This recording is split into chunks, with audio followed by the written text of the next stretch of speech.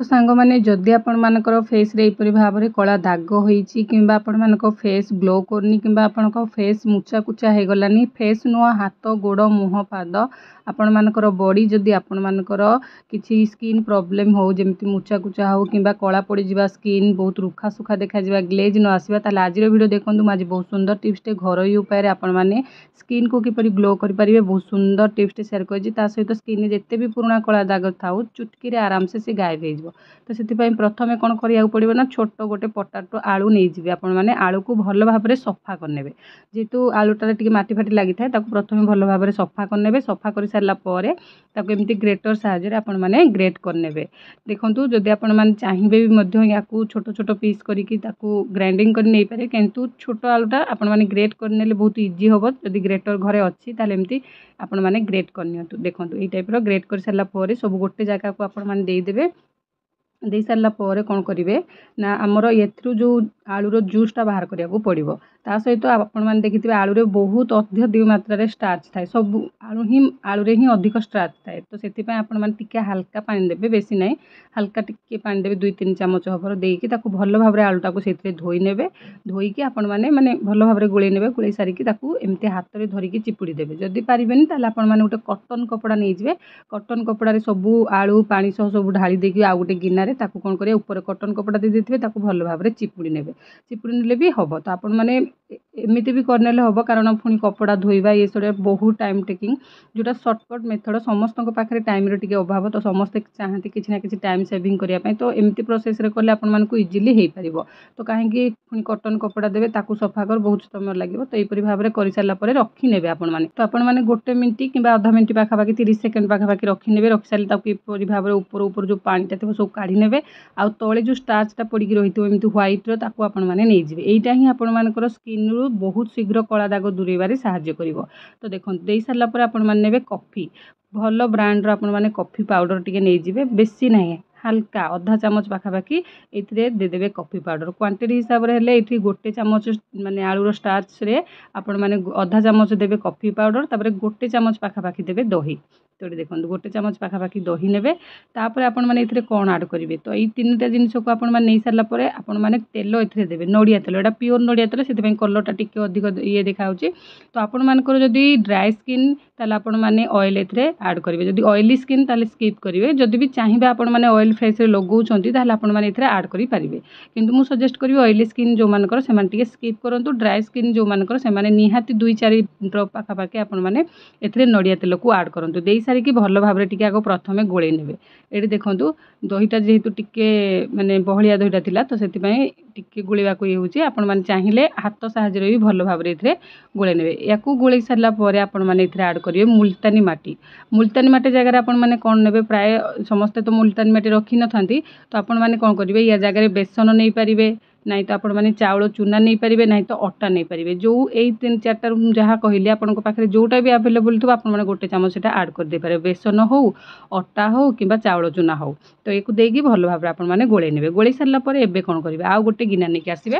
छोट छोट गिना गुड़ाक ने बेसी बड़ ने जेहेतु आम कम क्वांटिटी करुचे ना गिनाटा चारिआड लगे तो से छोट गोटे गिना ने से घी देवे आपण मैंने भल प्योर घी आपण मैंने आधा चामच पाखापाखि देवे बेसी देवेनि मुझे जो बनाऊँगी ना आपण मैंने जब बड़ी लगे गोटा जाक बड़ी लगे जब फेस लगे आपण मैंने 4-5 दिन सप्ताह भी लगे पारे तो आधा चामच घी रे आधा चामच रु टिके कम एलोवेरा जेल देवे ये देखो टिके एलोवेरा जेलटा सरी आसलानी तो बाहरनी देकी आपण मैंने कौन करेंगे या आपण मैंने गोलेबे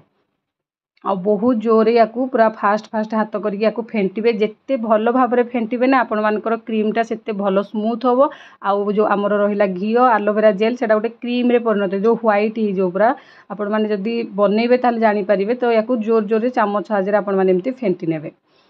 तो देखो ये कौन ऐड करेंगे टिके गोलाप जल आपण मैंने देदेवे जेहेतु रोज वाटरटा मुझे सांगे सांगे टिके पाइलिनी सरी जाइए बोधे ना कौन तो से 1 चामच रु टिके कम पानी देदेली मैंने आधा चामच पाखापाखि आपण मैंने आधा चामचर बदल पानी बदल आपण मैंने गोलाप जल यदि अच्छी देवे तापर आपण मैंने भल भाव में फेंटे देखो जिते भल भाव में फेंटे ना सांग मैंने से व्हाइट क्रीम गोटे बाहर देखिपे मुझे समय भल भाव में फेंटीदेली आपण मानकु देखली देखो केते सुंदर भाव में बढ़िया गोटे क्रीम भल माने बनिकी रेडी होगला जोटा कि मॉइस्चराइजर क्रीम हिसाब से कि नाइट क्रीम जमती आप राति शोवा पूर्व यहाँ लगे भी शोपारे तो या बहुत सुंदर भाव आप स्किन कम कर स्किन रे जोटा कि आपंकर स्किन ग्लो आउ मॉइस्चराइजर रखापी पूरा बेस्ट क्रीमटा। तो या कर सारापर या किपर भाव में सब व्यवहार करेंगे मुझे सहित सेयार करी। तो सांग मैंने पूर्व मुझे कही रखुच्छी जदि मो चैनल आपने नुआ अच्छा प्लीज मो चैनल टी सब्सक्राइब करूँ। जदि आपने फेसबुक पेज रे देखुं मो पेज को फॉलो करूँ। आपको जब टिप्स टी भल लगुच निहाती भाव में अप्लाई करूँ। आ सांग साथी रिलेटिव मान सहित सेयार भी करूँ।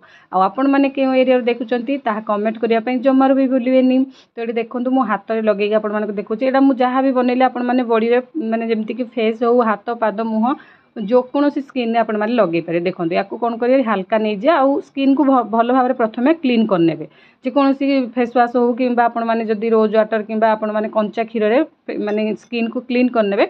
क्लीन कर सारापर ये जो आम बन की रखि आलू सहित जो आम फेस पैक टी बनइले आपण मैंने लगे यही परिका लगे कि टे मसाज करेंगे। जदि फेस रे टिके मसाज कर स्मूथली मसाज करेंगे। जदि आप बॉडी मसाज कर भल भाव में मसाज करके 2-5 मिनट पाखापाखि रखिने रखिकी भल भाव में सफा करके पोछि ने। देखो मुझे भल भाव में सफा करनेली सफा करके पोछिकी आपको देखो या मैंने गाधोवा पूर्व भी बड़ी सारा लगे पारे। गाधोवा पूर्व आप लगे ने लगे 5 मिनट वेट करने आप बॉडी को भल भाव में सफा करने। तापर आमर ये जो बनिकी रखि घी आउ आलोवेरा क्रीमटा आपने लगे यही टाइप लगे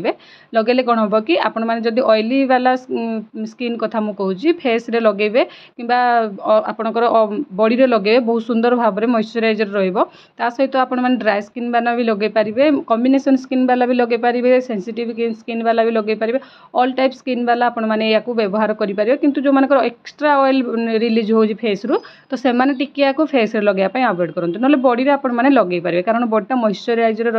स्मूथ ड्राई होगा दबनी शीत दिन जो मानकर माने स्किन फाटू थाए से प्रॉब्लम भी हेनी खरा दिन जमी स्किन सुखी जाए सेटा भी हेनी आपण मानकर स्किन सबु बेले गोटे ग्लेज टाइप देखा बहुत सुंदर स्किन टा देखा। तो निहाती भाव में आपण मैंने एमती ग्लेज स्किन पाइबापी या कंटिन्यू करूँ। किसी जन भौणी मत मेसेज करती यही टिप्सटा आम केते दिन यूज करूँ। तो देखो आपण मैंने जब प्राकृतिक जिनस नाचुराल जिनस व्यवहार करुँच आपण डेली रुटीन रे व्यवहार करूँ जमीक आपण मैंने नुहति एमती नुह 2 मास 3 मास आपण मैंने कंटिन्यू करूँ या आपण मैंने बनईकी